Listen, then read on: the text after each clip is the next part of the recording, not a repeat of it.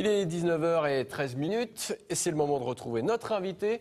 Et c'est un champion international de handbike 100% briviste. Bonsoir à Mathieu Bosredon. Bonsoir. À 23 ans, vous êtes déjà classé 4e mondial de la discipline, un palmarès dont on va parler dans un instant. Mais avant cela, alors le handbike, c'est un vélo à 3 roues à propulsion manuelle adapté pour les personnes en fauteuil roulant. Après avoir fait plusieurs années de natation, vous optez pour cette discipline à l'adolescence. Pourquoi ? Tout simplement parce que c'était mon moyen à moi de locomotion. Les copains avaient des scooters, des mobylettes. Moi, j'avais rien de tout ça, je pouvais pas le passer. Donc c'était ma manière à moi d'aller voir les copains et les copines, parce que c'était 14 ans, c'est l'époque des copines.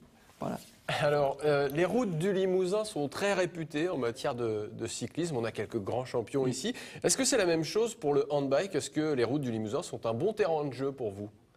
C'est un très bon terrain de jeu, il y a de tout. Des côtes, il y a presque des cols, hein. C'est des mini-cols, mais c'est très vallonné, c'est très exigeant, on va dire. Ça permet de faire des bons coureurs. Et je pense que c'est ça qui a fait que j'ai développé certaines compétences. Alors, le cyclisme handisport existe depuis près de 40 ans en solo, et donc pour les handicapés physiques, Ouais. et depuis une trentaine d'années en tandem pour les déficients visuels également. Ce n'est qu'à la fin des années 90 que se sont ajoutés le tricycle et le handbike, que vous pratiquez donc 14 à 25 heures par semaine. C'est quand même très exigeant. Pour préparer les prochaines échéances sportives, Isabelle Rio et Nassuf Djelani vous ont suivi cette semaine. On regarde leur reportage. «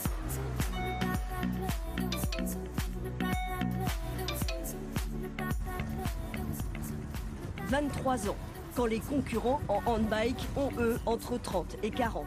Mathieu Bosredon le sent, Rio, c'est pour lui, alors il s'y prépare chaque jour.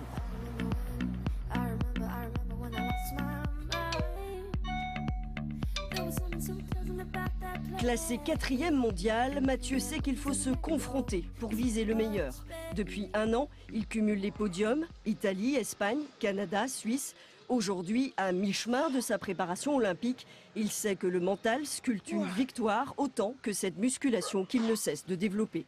C'est très important pour développer des filières que je n'ai pas. Par exemple, des filières de sprint, des filières de pure puissance. Face à des gros sprinteurs comme Joël Janot, comme Wilk, comme Jeffrey, des Allemands. Et oui, j'ai toujours les objectifs des Coupes du Monde, des Jeux en tête, quoi. Toujours, tous les matins. Être athlète de haut niveau, c'est aussi savoir s'entourer pour scruter chaque point faible, identifier où peut se gagner la performance.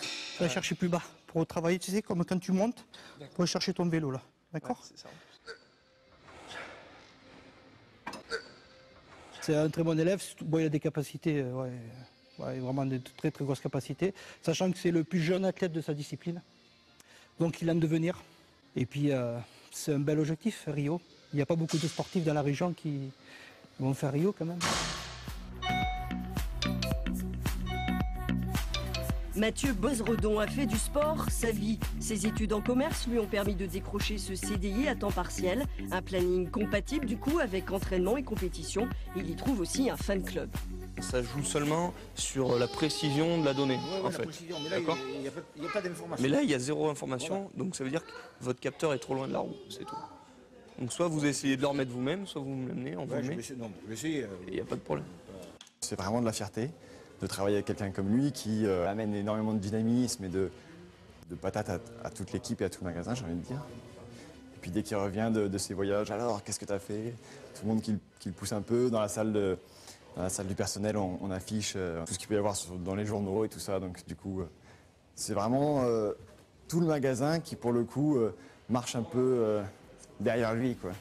Des rêves, il en a plein la tête depuis ses 6 ans. En natation d'abord, puis à l'adolescence avec le handbike. À défaut de catégorie junior, il s'y est mis avec ceux qui étaient déjà champions. Demain, peut-être, il sera à leur place.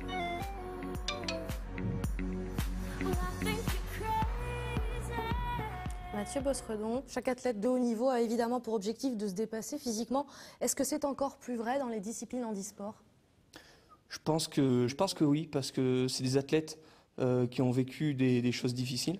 Un accident, moi il est arrivé jeune, mais il peut arriver plus tard.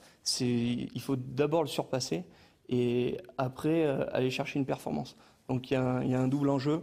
Je pense que oui, c'est des athlètes qui se surpassent encore plus, quoi. On le voit dans le reportage, hein, votre entourage est très présent. C'est important d'avoir le soutien de ses proches, c'est une des clés de la réussite et de la victoire. Oui, je pense que c'est primordial. Il y aurait mon meilleur ami Steven Grard à côté de moi, il dirait cette phrase-là: on roule ensemble, on meurt ensemble. En fait, je prends jamais une course sans avoir dans la tête mes amis, ma famille et mon entourage. Il vous faudra ce soutien puisque lui met première manche de la Coupe du Monde de paracyclisme, mi-juin championnat de France, août championnat du monde, Rio en 2016. Ouais. On vous souhaite bonne chance. Merci beaucoup Mathieu Merci à vous. d'avoir Merci accepté beaucoup. notre invitation.